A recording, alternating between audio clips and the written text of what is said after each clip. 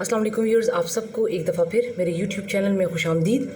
Viewers, PET paper में कुछ questions रह गए थे तो चलते हैं उनको सॉल्व करने की तरफ। इसमें एक और क्वेश्चन था कि द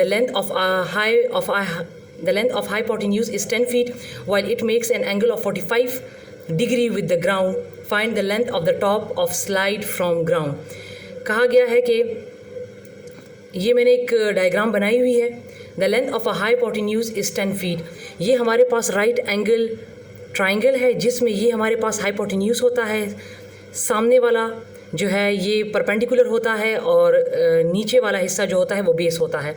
तो कह रहा है कि हमारे पास जो हाइपोटेन्यूज है वो 10 feet है, जबकि ये ग्राउंड के साथ इस बेस के साथ 45 डिग्री बना रहा है। Find the length of the top.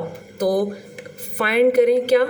Length of the top, ये हाइट परपेंडिकुलर फाइंड करना है। स्लाइड फ्रॉम ग्राउंड, ये हमारे पास राइट एंगल ट्राइंगुलर है। जब भी आपके पास टोटल 3 चीज़ें हों, 2 साइड्स हों और एक जो है वो एंगल हो, ठीक है। अब इसमें मेरे पास हाइपोटेन्यूज दिया है 10 feet।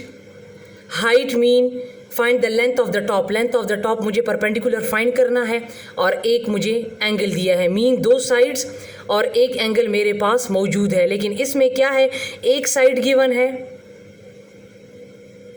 और एक एंगल गिवन है, जबकि मुझे फाइंड क्या करना है, एक साइड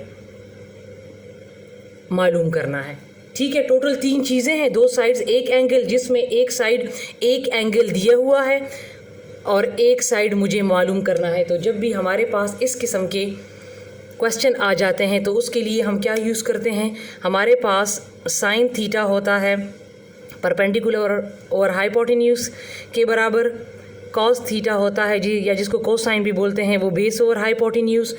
और टेन थीटा हमारे पास बराबर होता है परपेंडिकुलर ओवर बेस के। अब इसमें मेरे पास एक गिवन है, हाइपोटेन्यूज गिवन है और परपेंडिकुलर मुझे फाइंड करना है, ये 2 चीज़ें। तो ये हाइपोटेन्यूज और परपेंडिकुलर, या परपेंडिकुलर और हाइपोटेन्यूज, इनमें से कौन किस जगह पे है? इसमें है। परपेंडिकुलर मुझे फाइंड करना है और हाइपोटेन्यूज मेरे पास गिवन है, तो मैं इसमें पुट कर लूँगी और थीटा की जगह पे मैं पुट कर लूँगी 45। तो ये साइन थीटा की जगह पे आ जाएगा 45। परपेंडिकुलर मुझे फाइंड करना है और हाइपोटेन्यूज मेरे पास क्या है, 10। अब साइन 45 मेरे पास बराबर होता है 1/√2 के, ठीक है। परपेंडिकुलर अपनी जगह पे, 10 जो है वो अपनी जगह पे। मुझे चूँकि परपेंडिकुलर फाइंड करना है तो मैं 10 को ऊपर ले जाऊंगी, क्रॉस मल्टीप्लिकेशन कर लूँगी, तो 10 ऊपर जाके मल्टीप्लाई हो जाएगा, तो ये आ जाएगा 10/√2। अब √2 को दोनों साइड पर मल्टीप्लाई कर दें, ठीक है। तो जब ये 10/√2 के साथ मल्टीप्लाई हो जाएगा तो ये आ जाएगा 10/√2 और नीचे √2 और √2 जब मल्टीप्लाई हो जाएंगे तो आ जाएगा 4। अब 10/√2 अपनी जगह पे, ये √4 जो है, जब ये 4 से बाहर जाएगा तो ये मेरे पास आ जाएगा 2। जिस तरह हमारे पास √16 होता है, तो जब ये 16 से बाहर जाता है तो आ जाता है 4। जिस तरह 9 होता है, √ से बाहर आता है 3। इसी तरह जब √4 है तो जब 4 जब 4 से बाहर आएगा तो ये मेरे पास आ जाएगा 2। 2 1 time 2, 2 5 time 10। So the answer is 5/√2 feet. ये इसका करेक्ट ऑप्शन था। अब इसमें मेरे पास नेक्स्ट क्वेश्चन था कि find the mode of given data, जो कि था 2 4 6 7 9 10।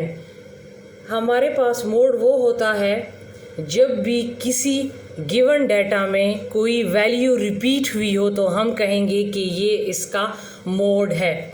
अब हमें ये गिवन डेटा दिया है, इसमें हमारे पास 2 4 6 7 9 10 में कोई चीज़ रिपीट नहीं हुई।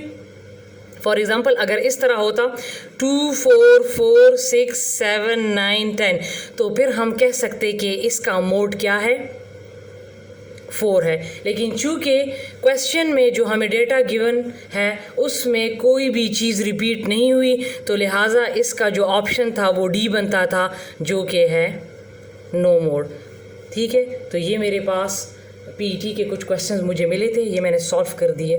ठीक है, तो मिलते हैं अपनी अगली वीडियो के साथ, तब तक के लिए अपना बहुत सारा ख्याल रखिए। अल्लाह हाफ़िज़।